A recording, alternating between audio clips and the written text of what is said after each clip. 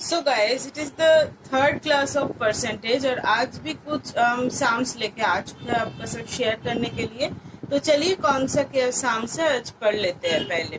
So at an examination there are two candidates only, यानी कोई भी एग्जामिनेशन के दो ही कैंडिडेट्स है, दो ही कैंडिडेट्स का अंदर एग्जामिनेशन हुआ है। Sorry, two candidates only selected for the interview, यानी कोई भी एग्जामिनेशन, मान लीजिए आपका जो मेंस है उसी में ही दो जन भी बस सिलेक्टेड हुआ इंटरव्यू के लिए, ऐसा एक एग्जामिनेशन है।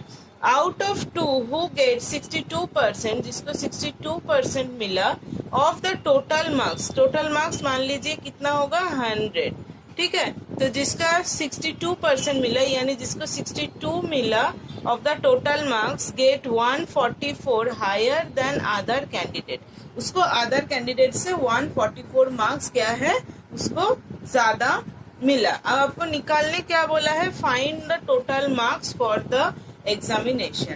तो कैसे निकालिएगा, लेट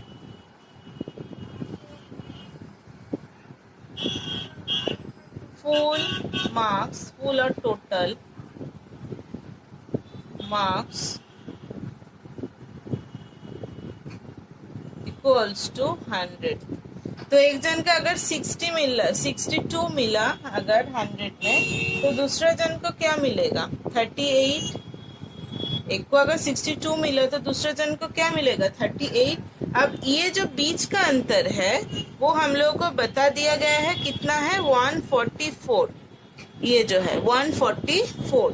अब 62 माइनस 38 कितना होता है 24, यानी 24 इक्वल्स टू 144। तो 24 को कितना से मल्टीप्लाई करने से कितना गुना है 144, ये कितना है 6 गुना, यानी into 6।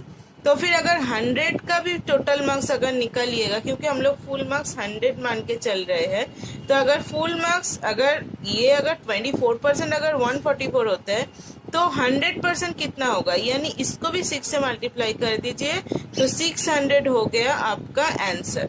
So the total marks of for the examination कितना होगा 600 आंसर। ठीक है, ये था आपका sums. Now the second sum profit and loss से भी आप लोग रिलेटेड बोल सकते हैं। तो प्रॉफिट एंड लॉस से रिलेटेड भी है और ये परसेंटेज से भी रिलेटेड है।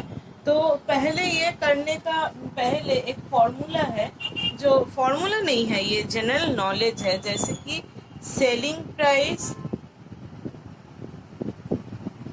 आप लोगों को शायद पता भी है ये formula, equals to cost price plus profit, cost price plus profit, selling price equals. अब शाम्स को पढ़ लेते हैं, फिर इसको सॉल्व करेंगे, ठीक है। A watch is sold at a discount of 4%, एक वॉच है जिसको हम लोग सेल किया है, डिस्काउंट है जिसका ऊपर 4%, मेकिंग अ प्रॉफिट ऑफ 20%, और इसका प्रॉफिट भी कितना है 20%, 4% डिस्काउंट भी दिए हैं और प्रॉफिट भी कमाए हैं, कितना 20%। What would be profit if the product is sold with no discount?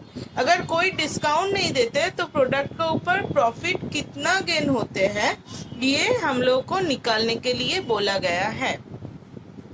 अच्छा, अगर हम लोग मान लेते हैं कि CP, let CP equals to 100 और फिर डिस्काउंट दिया है कितना 4%, डिस्काउंट कितना दिया है 4%।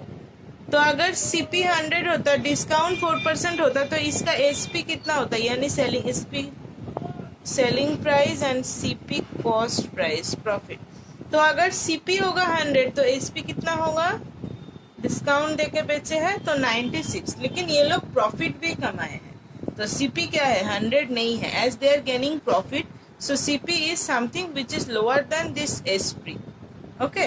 तो SP अगर 96 है तो CP कितना होगा, प्रॉफिट में अगर बेचे हैं तो 96 इंटू, हम लोग पहले क्या कॉस्ट प्राइस निकालेंगे, तो इसको ऊपर देंगे 100 बाय 120, क्योंकि प्रॉफिट में बेचे हैं।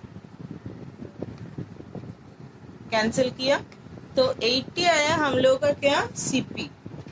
तो अगर सीपी 80 आएगा, अगर नो डिस्काउंट होगा तो एसपी कितना होगा, 20% प्रॉफिट अगर किए हैं तो फिर सीपी अगर ये होगा, if there is no discount, if there is no discount, अगर सीपी होगा 80 तो फिर एसपी कितना होगा, 100। अब इसके लिए प्रॉफिट कितना हो रहा है वो आप लोगों को निकालने के लिए बोला गया है। तो सीपी से एसपी से सीपी लेस कर देते हैं तो प्रॉफिट कितना होगा, 20%। प्रॉफिट कितना होगा, 20। अब परसेंटेज ऑफ प्रॉफिट कितना होगा, प्रॉफिट परसेंटेज का फॉर्मूला होता है प्रॉफिट, यहाँ पे लिख दे रहे हैं, profit by CP into 100। Profit कितना हुआ 20, सीपी कितना था 80 इंटू 100,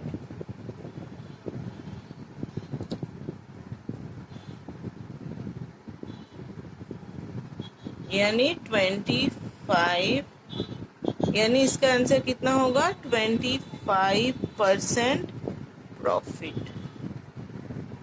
निकल गया आपका आंसर। तो ये इम्पोर्टेंट साम्स है, ये दोनों साम्स इम्पोर्टेंट है आज के क्लास में जो दो साम्स हुआ। ठीक है, अब लोग ऐसा साम्स करिएगा घर में। और हाँ, दूसरा कोई बुक कॉपी किताब से अगर मिलेगा तो ये सब साम्स करिएगा। तो आज का क्लास को यहाँ पे स्टॉप करते हैं।